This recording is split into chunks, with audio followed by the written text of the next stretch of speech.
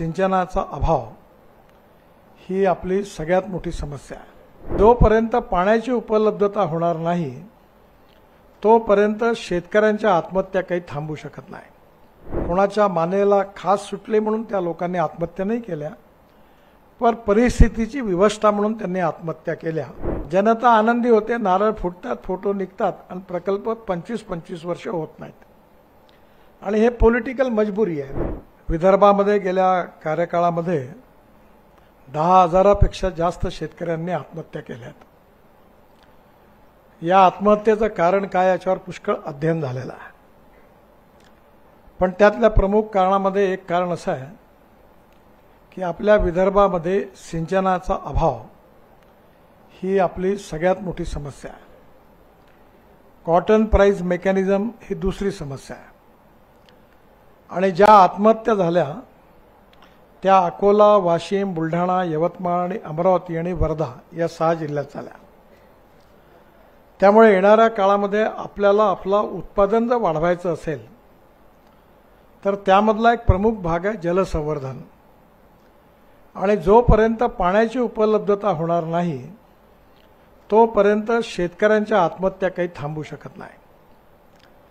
आता प्रत्येक ठिकाणी मोठे मोठे प्रकल्प टाकले पाहिजे, अनेक प्रकल्प झाली पाहिजे ही अपेक्षा लोकांची आहे, पण शासनाच्या प्रायोरिटीमध्ये आणि एवढे पैसे देऊन हे कामं पूर्ण करणं यात अनेक अडचणी आहेत।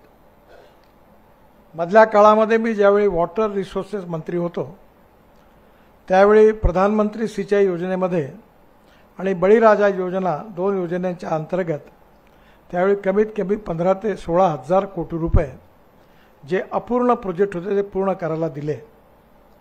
त्यातला बुलढाणा जिल्ह्यातला जिगाव प्रकल्प होता आणि पश्चिम महाराष्ट्रामधला टेंभू, म्हैसाळ या सगळ्या प्रकल्पाला त्यावेळी पूर्ण करण्याकरता पैसे दिले आणि मला अतिशय आनंद झाला की यावेळी आत्ता महाराष्ट्राच्या निवडणुकीच्या वेळी मी जेव्हा मराठवाड्यातून हेलिकॉप्टरने सांगली जिल्ह्याकडे जात होतो त्यावेळी सांगोला आणि त्या सर्व भागामध्ये पाणी पोहोचलं।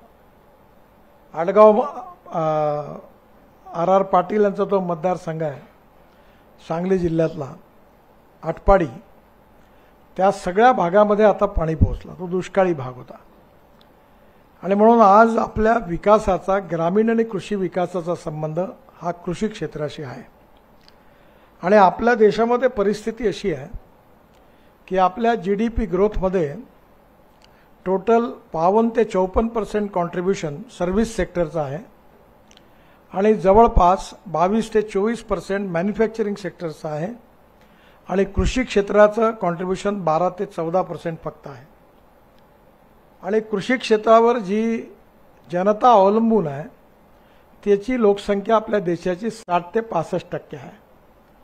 म्हणजे 60 ते 65% जी जनता आहे ती आज सामाजिक, आर्थिक, शैक्षणिकदृष्ट्या मागासलेली आहे आणि त्यातूनच कोणाच्या मानेला खास सुटले म्हणून त्या लोकांनी आत्महत्या नाही केल्या, पण परिस्थितीची विवशता म्हणून त्यांनी आत्महत्या केल्या आणि त्यातला प्रमुख संबंध जो आहे तो पाण्याशी आहे। पाण्याच्या बाबतीमध्ये मोठे प्रकल्प आहे, मध्यम प्रकल्प आहे, लघु प्रकल्प आहे, मालगुजारी तलाव आहेत, हे सगळे सरकारी योजनेतून होतात आणि सरकार लेवलवर या सगळ्या योजनांचा आपण सगळेजण सरकारने काम केलं पाहिजे, आपल्या सगळ्यांची अपेक्षा पण आहे। पण सरकारमध्ये कोणाही पार्टीचं सरकार हो, एका वेळी 50 प्रकल्पाचं भूमिपूजन होतं, कारण भूमिपूजन होणार याच्यावर एक निवडणूक ते आमदार साहेब जिंकतात, दुसरी भूमिपूजन प्रत्यक्ष होऊन कामाला सुरुवात झाली म्हणून जिंकतात आणि प्रत्यक्षात त्या कामावर प्रोव्हिजन असते, काम असतं। जे गोसीखुर्दचं उदाहरण आहे की मुळात प्रकल्प जो होता तो होता 360 कोटीचा आणि आतापर्यंत त्या प्रकल्पावर 12,500 कोटी खर्च झाले। त्यातले 6,000 कोटी रुपये मी राष्ट्रीय प्रकल्प म्हणून रॉटरीज म्हणून त्यावेळी दिले आणि आता प्रकल्प पुन्हा बंद पडलेला, त्याचं पुनर्वसन व्यवस्थित नाही झालं आणि आजही त्या पुनर्वसनाचे प्रश्न आहेत आणि त्यामुळे आता त्यातलं परत युटिलायझेशन पाणी आलं आता आणि जवळपास प्रकल्पाची कहाणी अशी आहे की असं जर केलं तर ते पॉलिटिकली शक्य नाही आहे की जेवढे पैसे आहेत तेवढे प्रकल्प. जसं आमच्याकडे सेंट्रल रोड फंड आहे, तर तो दरवर्षी पेट्रोल डिझेलच्या सेसवर होतो. तर माझ्याकडे 700 कोटी रुपये आहे आणि माझ्याकडे विमानाने दिल्लीला आमदार साहेब पोचतात सगळे आणि मला म्हणतात माझं काम मंजूर करा.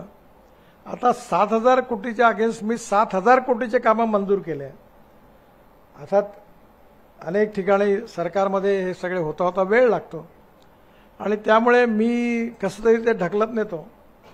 पण आता मी जर पलीकडे मंजूर केले तर होणारच नाही कामं.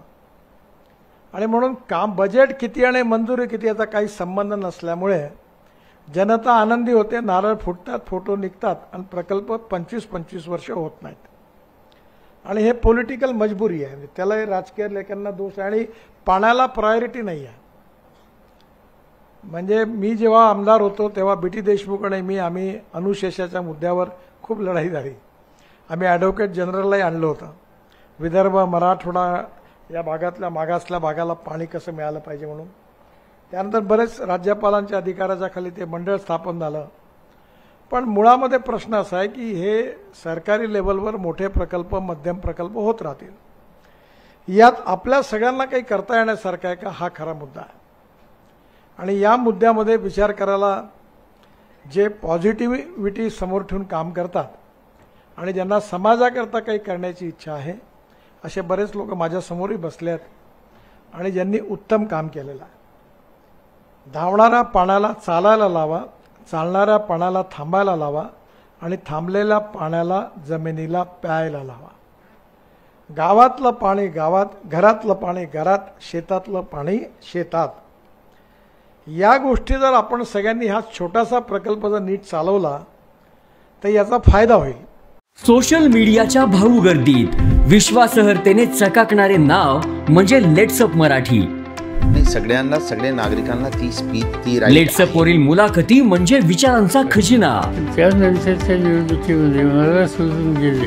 बातम्या केवळ वस्तुस्थिती सांगणाऱ्या, न प्रोपगंडा, फक्त जनतेचा अजेंडा.